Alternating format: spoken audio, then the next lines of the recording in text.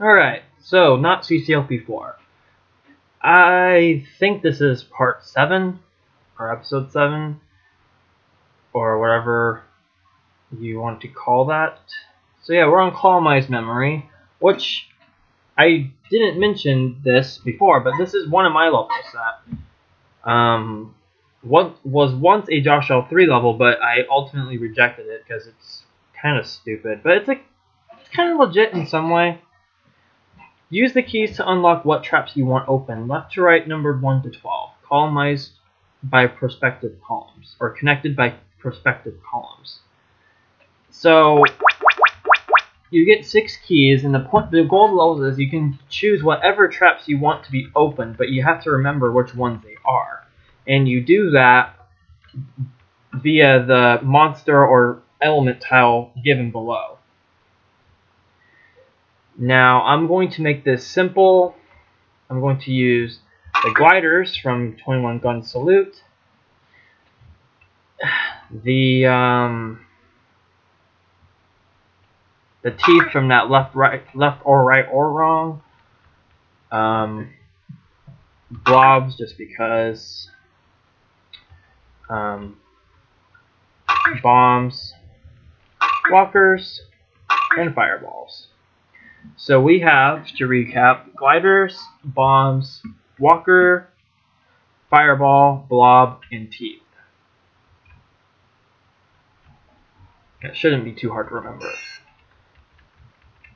And you go out here to see which ones are connected. So we have bombs first, which I think is the third one. Let me go back and check. Alright, so bomb is the third one. Or one on this row. Yeah, right here.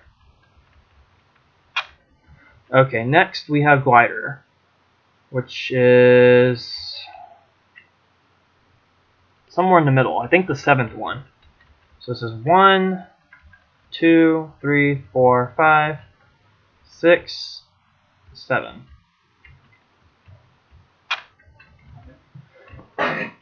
And next we have fireball.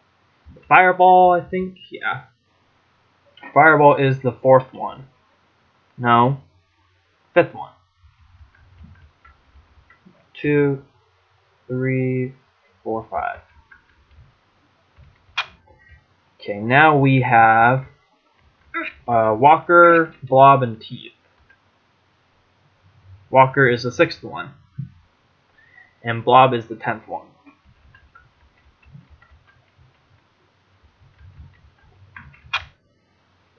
7, 8, 9, 10. And last is the teeth. I don't remember where the teeth is. I think it's the 11th one, if I remember right. It is. It's the 11th one, which is pretty close to the exit, actually. So yeah, this is Columnized Memory. You know, it's one of those levels that I'm proud of, but you can kind of see some of it right there, too, so. It's a decent level. It's a good concept, but I didn't think it was good enough for anything, really. It's just one of those levels. It's good, but not good. Yeah. It's whatever. Alright, tougher luck. And I can get out, but I would like some of these blobs to get killed some.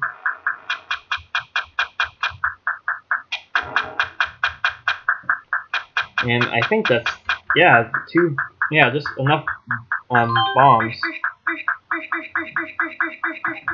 And all these trap buttons and everything are being hit by the things up there.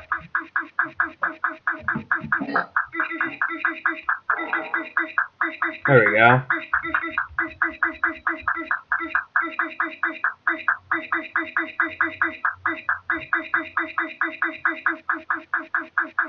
In Links, I won't have to worry about this because of trap sliding, but I have to oof.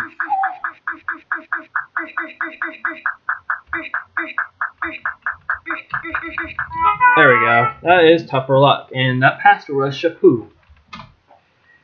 Innocent Bystandard. this level has some history with it, and I have to say that history is some A+ material. First and foremost, it is level 56 because it is level 56 in the initial set it comes from, which is Josh L2. And the history behind this level is none other than Trevor Hedges' infamous rage from when he LP'd it.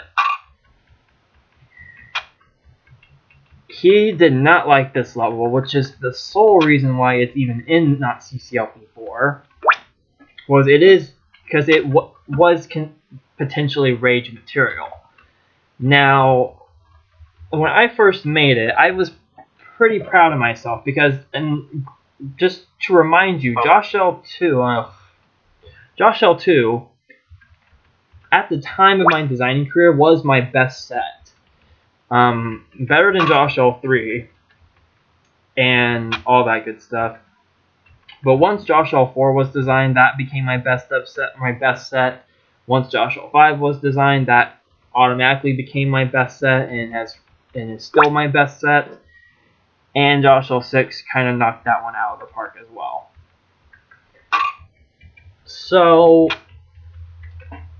Josh L2 is not the best set anymore. It's not that good of a set anyway. It's one of those sets that I don't regret the construction of, but at the same time, there's some levels that are in there that I wish I didn't include in there.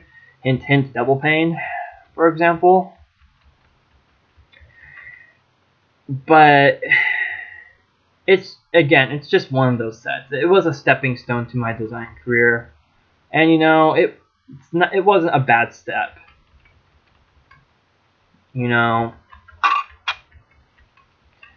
This level in particular, I liked because of the way the monster timing works, for the most part. It's annoying, yeah, but it's all pretty predictable to a certain extent. It's essentially ball dodging without balls, to put it that way.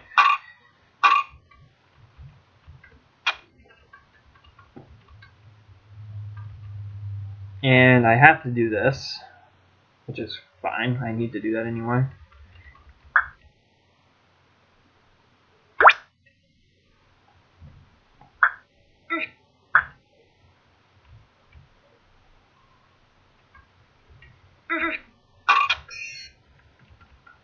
Should be all the fireballs in this. Yeah. I don't remember what... I think Trevor was just in a really bad mood when he was recording at the time, and he just happened to be on this level. So if there was some other level he was on, he would have raged on that one probably, but this one just kind of really pissed him off, so to say. Or, to put in more accurate terms, barbecue rage. And I don't remember what video it is. The Josh L2 LP he did was a pretty long one, actually. It wasn't as long as the CCLP3 LP, but it was pretty long. I think it was 55 videos long. And this section is actually pretty neat. Like, all these green locks the monsters cannot hit. I don't know. I was pretty proud of myself with this design choice back then. Alright, so this part I don't remember. I know I can get that chip without consequences. I think I want to get the suction boots first. I know that much. Or no, I want to get the fireball or the yellow key first. Huh? Yeah, that's right. So I need to do this.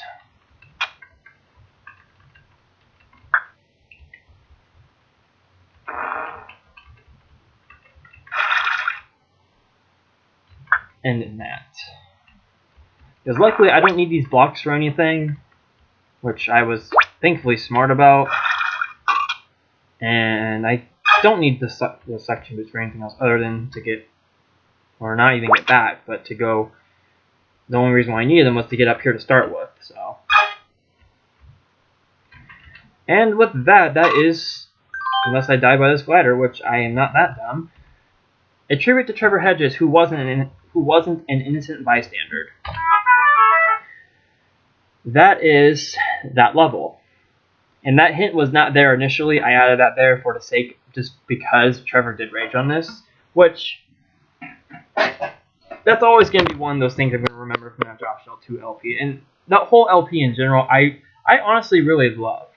I mean, there were some moments I didn't really like, but it was the first set of mine that did get LP'd, and it was by Trevor, who is the current only CC member who I physically met in person.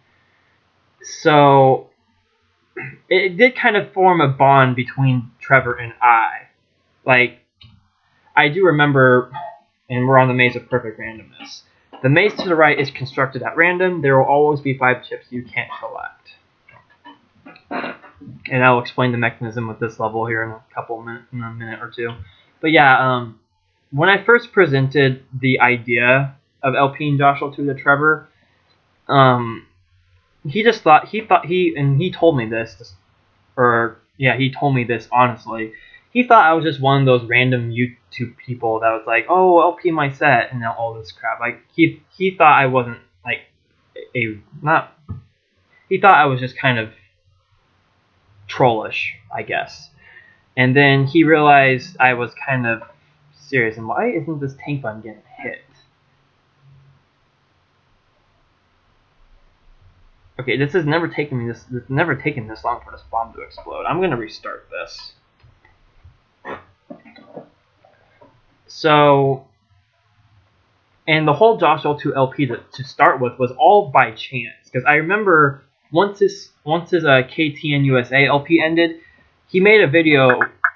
There it goes. He made a video of a dice roll video, and it looks like the green lock ones got hit. So, yeah. But he made this video with this dice roll, and I think there were 6 sets he was gonna potentially LP. I remember TSO was one of them, and I think a Daniel Boomeister set was another one. But anyway, Josh L2 was also a choice, and it was if the number 5 was rolled on this said dice, or die for that matter, to put it in technical terms. And he just so happened to roll a 5. And that's a 1 out of 6 chance for that happening, well, obviously. And so when I watched the video and I saw that was going to be the next LP, I was ecstatic, because I was so excited for it to be LP'd and all the stuff, you know. And the whole idea for it to be LP'd to start with was because of Andrew Bennett. Because the and that was lucky. But when I was designing levels for the first time, Andrew Bennett was kind of there to kind of criticize my levels. He tested almost all of them in Josh L, and then most of them in Josh L2. Actually, all of them in Josh L2. And I remember him sending me YouTube messages with this sort of stuff. And when he finished the set, he advised to try to get the set LP'd by someone, because he thought it was that good. And again, this was back in 2011, when CCLP 3 was only a year old, and the design choices back then were even different. So, yeah, he suggested it, and I brought it to Trevor's attention to consider it, and he did, and he just so happened to get lucky to roll that die and get the number to LP that set. So it was a very fun experience in my life, and it always has a place in my heart to it. So, and the fact that I met him in real life just makes it better. So the whole Josh L2 LP, it's special because it kind of formed a bond me and Trevor have, so to say. Like, he thought I was just some random person, and now it's like he's one of my good friends. So anyway, that was the maze of perfect randomness, and I should explain the mechanism for this level. It's one of my levels, obviously. It's another one. And the way it works is there's this walker in the upper right corner, or upper left corner, sorry. And there's a couple of blobs hitting, or a blob hitting a toggle button. and this walker gets affected by toggle walls. And depending on how it hits a closed toggle wall and what direction it goes into that direction of a teleport.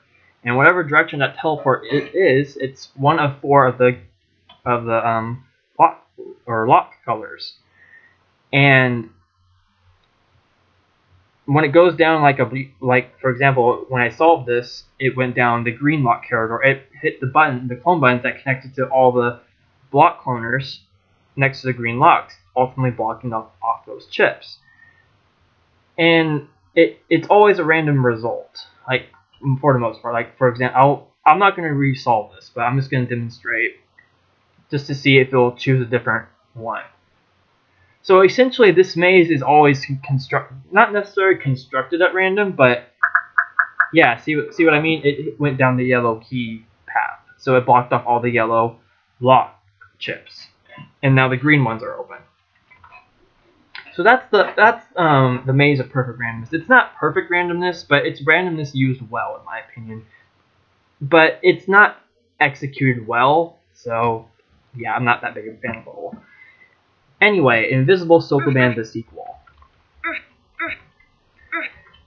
And this is one of those levels that is bad. Although I will say this one was not made by me.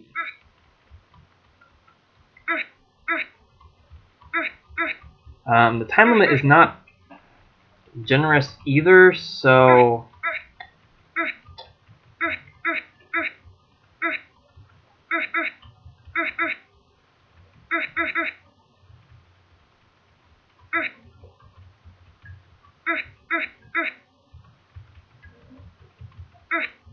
okay, I need to go down here some. Okay.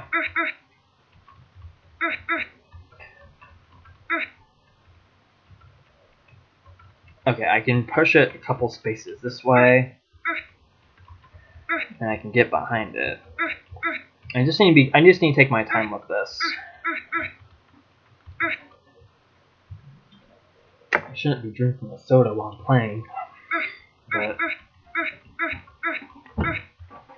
okay. So let's see what we got here.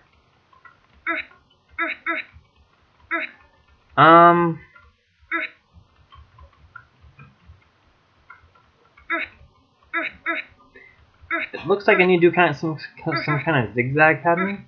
There's the exit right there. But I need to get that block to the trap button, and I can't. This is the bad example of the Sokoban, Invisible Sokoban. Wait, did I just screw that block? I did screw the block. Nice. It's kind of okay anyway, because I did kind of waste some time. Wait, did I screw it again? I think I did. I've got pretty far with it, despite that. Okay, let's see. Alright.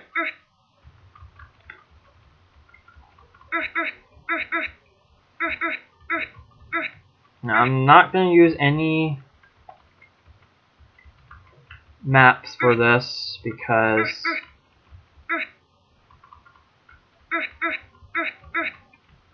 that wouldn't be fair, so to say.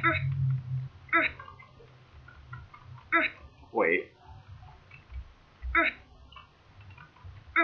I must have screwed it again. Okay. And I screwed it again.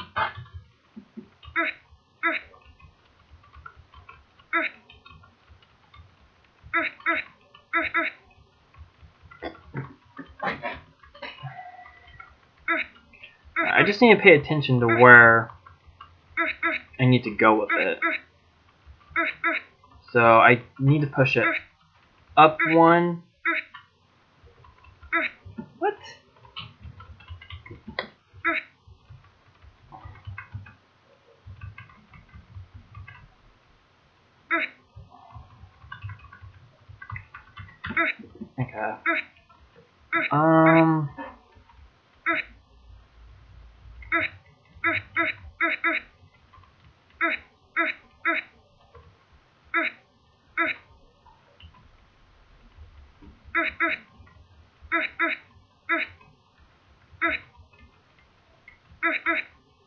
Oh, that's what I did. Okay.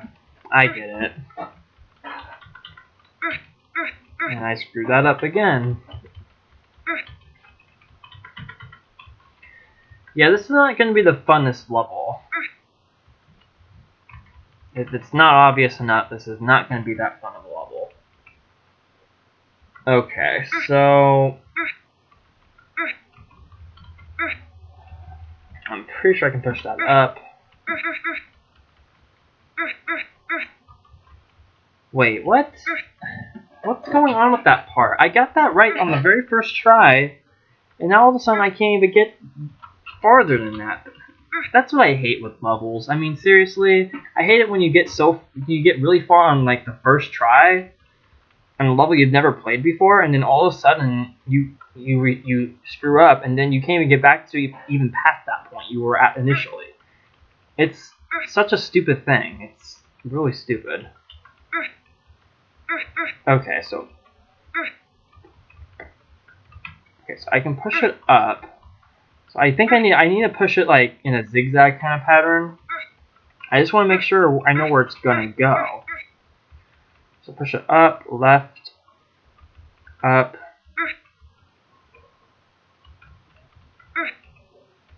Push it up, left, and then up, left, up, left, up, left,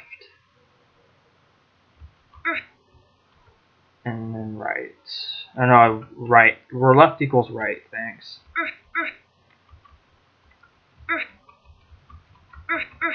Okay, I think I get it.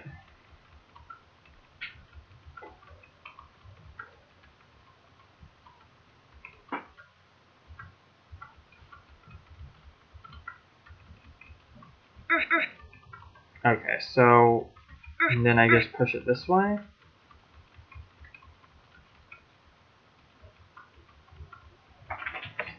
The thin walls do kind of make it somewhat easier, but there's not a lot of them.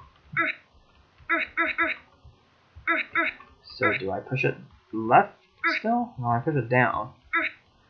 Okay. Now what? Do I just keep going with it? No. Go down and around. Okay.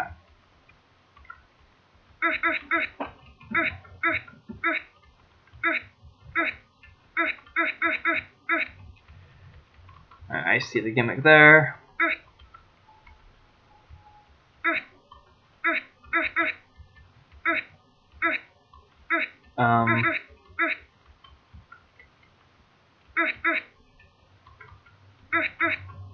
Okay, can I get it?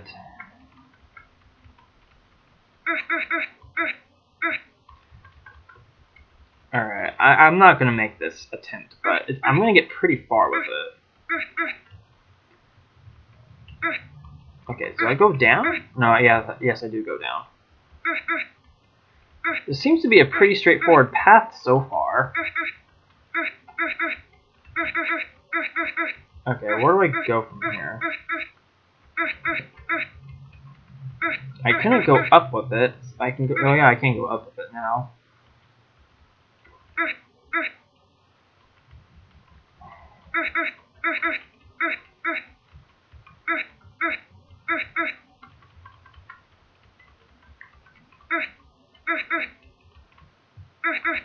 I still have yet to see the trap button.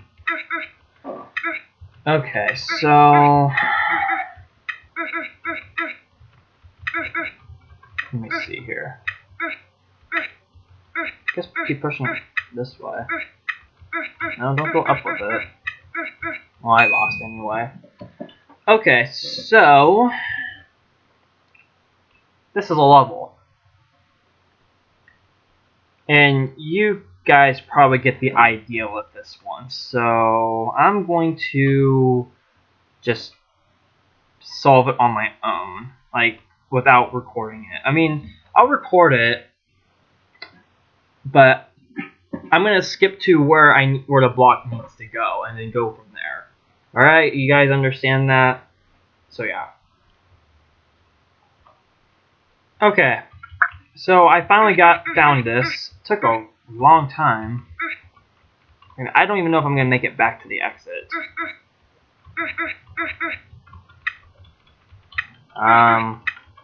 Let's see. Yeah, I don't think that's gonna happen. Because it's a long, windy path that you have to backtrack in the invisible wall maze. So, seriously, 200 seconds for this crap? That's ridiculous. I mean, I know the set's meant to be bad, but Jesus.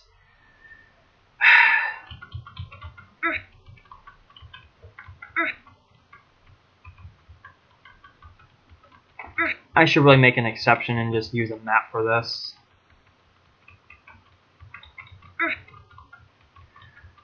And if I mess this up again, I am going to do that. I know I said I wasn't going to, but I'm pretty sure I said I was going to try to refrain from using any kind of map.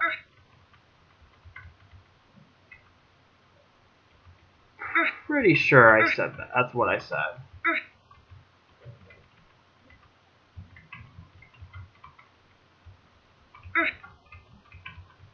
Okay. I made it. I think this is farther than I made it before when I wasn't recording, or when I was recording, sorry. Alright, I kind of remember this, surprisingly. No, I just have to go over here. Yeah. Because there's this big turnaround back here, and then you do that.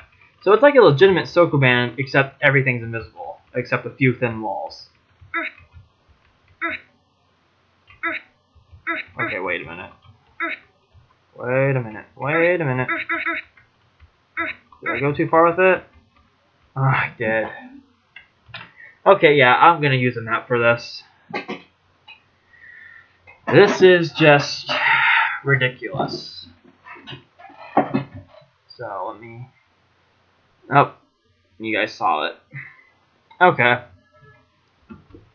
Well, let me see here. Only some of it's being seen, but...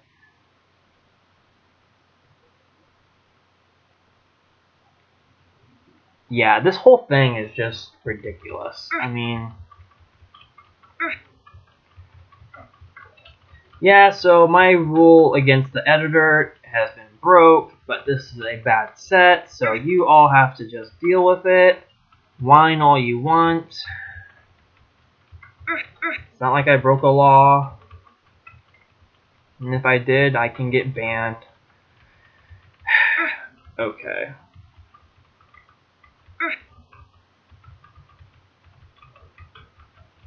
I'm not going to make an edit to this to make all the walls visible, though, I will say that much. That is... Now that's something I am against. It's the whole making edits to the actual level just to make it easier for the player. Nothing bad with it. Okay, push it once and then around.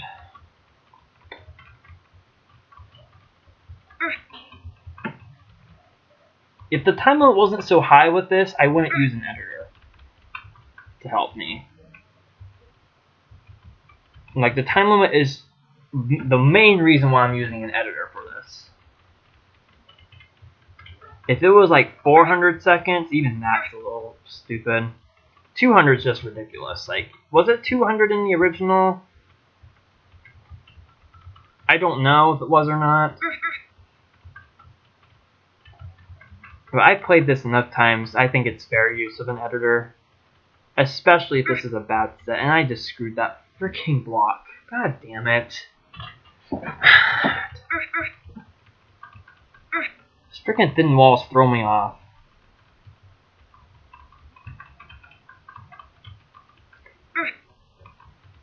And I screwed that one up too. Yeah, this is an invisible Sokoban I don't like.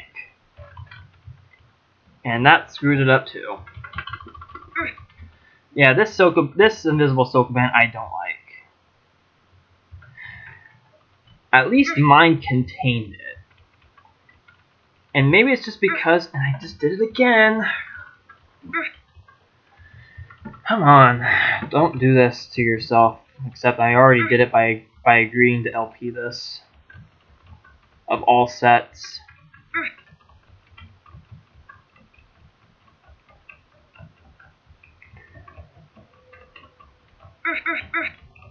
Oh, okay. That was my fault. In my defense, the editor I have open, I can't see that far because the game window is blocking the right half of it, or right third of it. Come on. Yeah, this level is just really, I mean, it's stupid.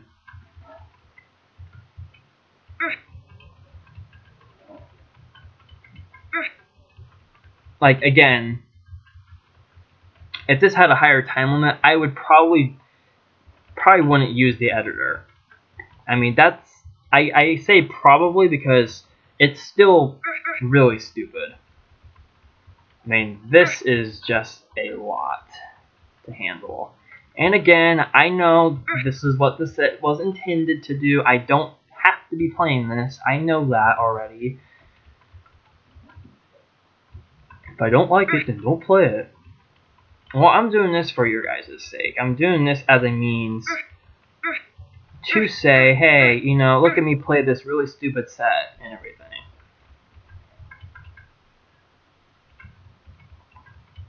Hopefully I don't mess the block up again. I really don't want to at this point. Okay, so not only do you have to kind of rush the Sokoban,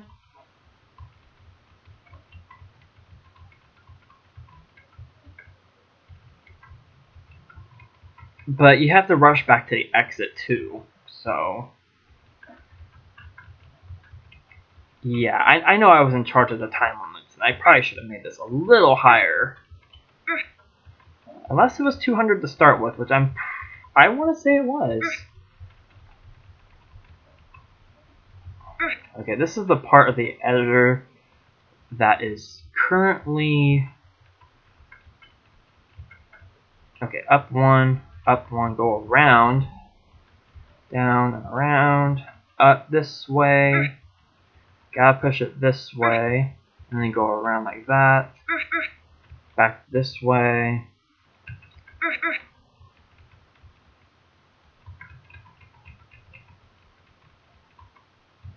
this way. There's the trap button. There's a big loop like here.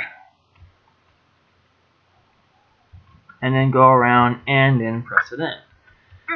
Now I have a little bit more time. Where is the block? And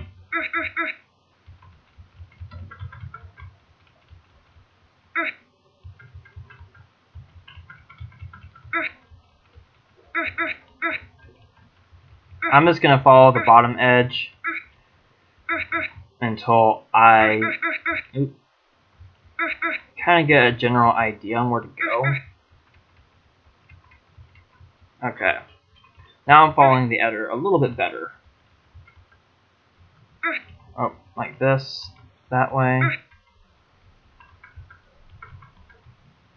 around, up through here, almost there, almost there. I'm not worried about screwing this one up. There we go, 19 seconds left. That is Invisible Sokoban, the sequel. And